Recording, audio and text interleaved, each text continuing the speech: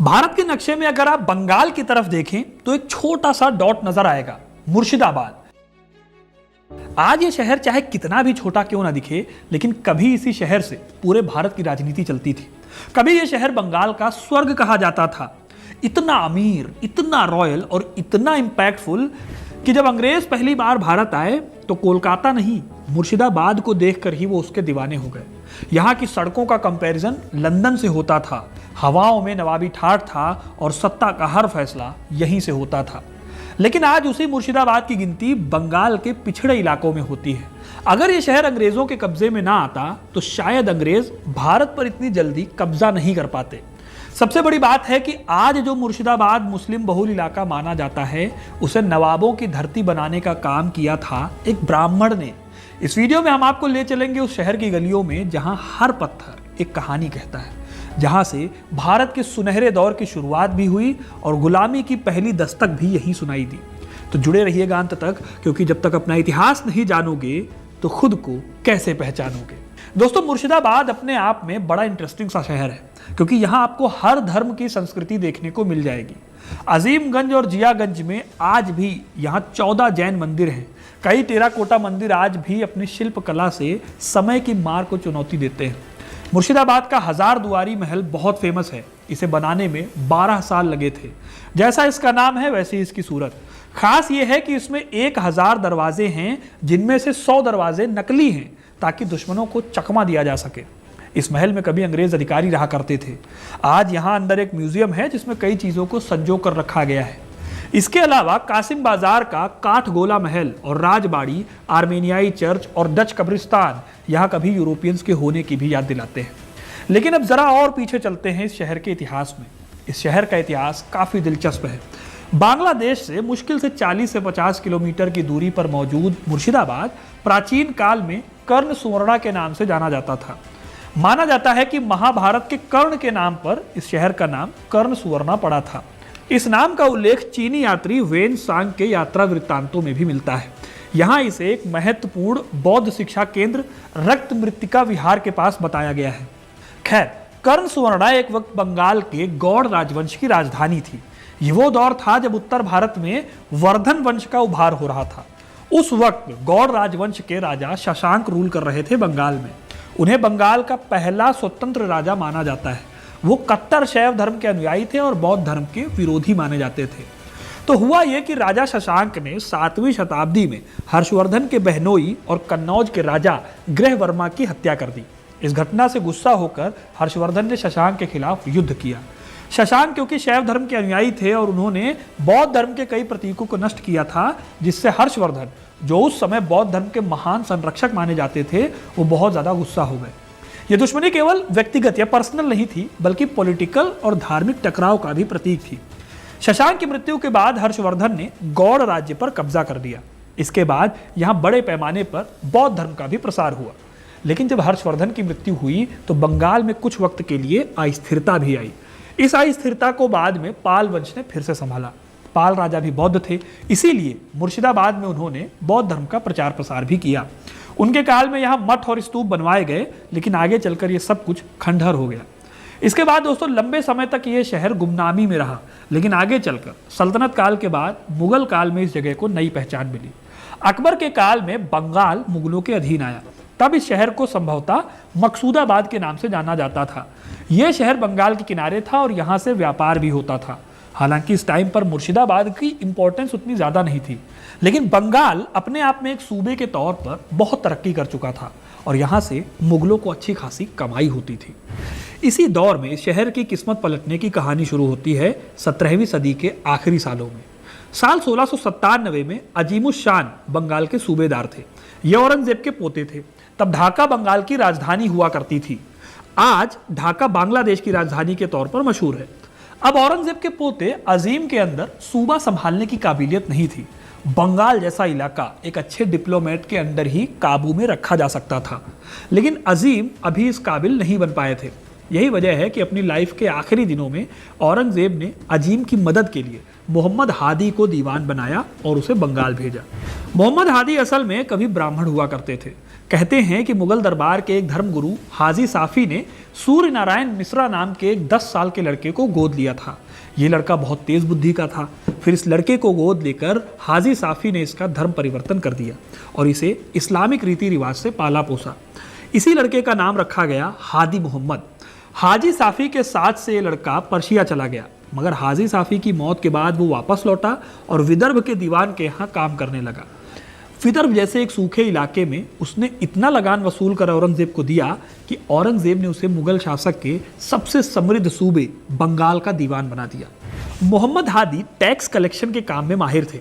बंगाल पहुंचते ही उन्होंने ये साबित भी किया। उस दौर में हर साल बंगाल से 1 करोड़ रुपए का रेवेन्यू दिल्ली जा रहा था। ये उस समय के हिसाब से बहुत बड़ी रकम थी। तमाम विरोधों के बाद भी औरंगजेब के खजाने को हादी मोहम्मद ने भर दिया था। यही वजह है कि 1702 में औरंगजेब ने उनकी कैपेबिलिटीज को देखते हुए उन्हें मुर्शिद कुली खान की उपाधि दी थी। ये उपाधि उनके प्रशासनिक कौशल और साम्राज्य के प्रति निष्ठा को दर्शाती थी। मुर्शिद का अर्थ है मार्गदर्शक या फिर लीडर, जो उनकी एडमिनिस्ट्रेटिव और मोरल लीडरशिप की क्वालिटी को दिखाता है। वही कुली जो है वो एक तुर्की शब्द है जिसका अर्थ दास या नौकर हो सकता है, लेकिन मुगलों के कॉन्टेक्स्ट में ये अक्सर जो बहुत बड़े बड़े पद वाले लोग होते थे उनके लिए इस्तेमाल होता था। खैर, मुर्शिद कुली खान की इस तरक्की से अजीमुश शान को बहुत बुरा लगा। गवर्नर वो थे और तारीफें, पदवी और सम्मान मुर्शिद कुली खान को मिल रही थी। रेवेन्यू सिस्टम भी उनके हाथ से निकलता जा रहा था। इससे गुस्सा होकर अजीम ने मोहम्मद हादी पर हमला तक करवा दिया। जब ये सब हुआ तो मुर्शिद ने समझदारी दिखाई और दादा पोते के बीच से उन्होंने हट जाना सही समझा। मुर्शिद ने फिर तुरंत ढाका को छोड़ दिया और वो चले आए मकसूदाबाद। मकसूदाबाद गंगा किनारे था और कनेक्टिविटी के हिसाब से काफ़ी बढ़िया शहर था। अब कुली खान काबिल तो थे ही, उन्होंने मकसूदाबाद में अपनी दीवानी जमाई। उनके पीछे पीछे कई बैंकर्स और बड़े बड़े ट्रेडर्स ने भी मकसूदाबाद को अपना नया अड्डा बना लिया। इन लोगों में जगत सेठ और मणिकचंद जैसे बड़े बड़े बैंकर्स शामिल थे। ये वो बैंकर्स थे जिनसे मुगल और अंग्रेज कर्ज तक लिया करते थे। उधर औरंगजेब को जब पता चला कि उनके बेहद काबिल अफसर को उनके ही पोते ने मारने की कोशिश की है, तो उन्होंने अजीम को लगभग धमकाते हुए कहा कि अगर मुर्शिद कुली खान को कुछ भी हुआ तो अंजाम बहुत बुरा होगा। फिर सज़ा के तौर पर अजीम को बंगाल से निकालकर बिहार कर दिया गया। इधर मुर्शिद कुली खान ने औरंगजेब की इजाज़त से मकसूदाबाद का नाम बदलकर अपने नाम पर मुर्शिदाबाद रख लिया। तो कुछ इस तरह से दोस्तों मुर्शिदाबाद का नाम पड़ गया। हालांकि औरंगजेब की मृत्यु के बाद मुर्शिद कुली खान की पकड़ बंगाल पर कमज़ोर होने लगी थी, क्योंकि उनकी मृत्यु के बाद औरंगजेब के बेटों में झड़प होने लगी। इस झड़प से मुगल कमज़ोर पड़ने लगे। जब मुगलों की पकड़ ढीली पड़ने लगी तो इसी बीच नए बादशाह बहादुर शाह प्रथम ने मुर्शिद का ट्रांसफ़र दक्कन कर दिया। अब इंटरेस्टिंग बात बताऊं आपको। इंटरेस्टिंग बात यह है कि बहादुर शाह प्रथम असल में अजीमुश शान के पिता थे। औरंगजेब ने कभी भी बहादुर शाह को पसंद नहीं किया था। जीवन भर उन्होंने अपने बेटे को कोसा था। लेकिन औरंगजेब की मृत्यु के बाद बहादुर शाह ने अपने बेटे को आगे किया और मुर्शिद को दक्कन भेज दिया। मगर अजीम के लिए दीवानी संभालना अभी भी बहुत मुश्किल था। जाहिर है कि बंगाल का राजस्व फिर से कम पड़ने लगा, इसलिए 1710 में उन्हें डिप्टी सूबेदार बनाकर बंगाल वापस बुलाया गया।